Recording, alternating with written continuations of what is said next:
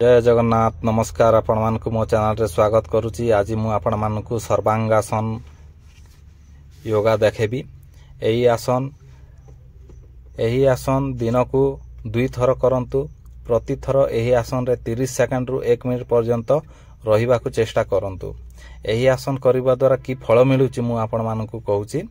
एही आसन जदि आपण माने नियमित अभ्यास करिवे ताहेले इंद्र ग्रंथि थायराइड सजीवित होय एवं थायराइड तथा स्नायु मंडली पर्यंत रक्त संचालित होइथाय।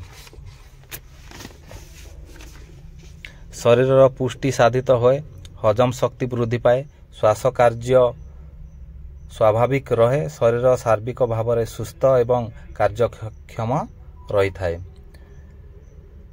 थायराइड ग्रंथि शरीर में अन्यान्य अभ्यंतरस्थ ग्रंथि समूह सहित विशेष भाव में संपृक्त थिबारु शारीरिक नानाविध कैबल्य दूर होए। तेणु आपण माने सदा सर्वदा ए आसन को जारी रखंतु एवं आपणकर शरीर को सुस्थ सबल रखंतु।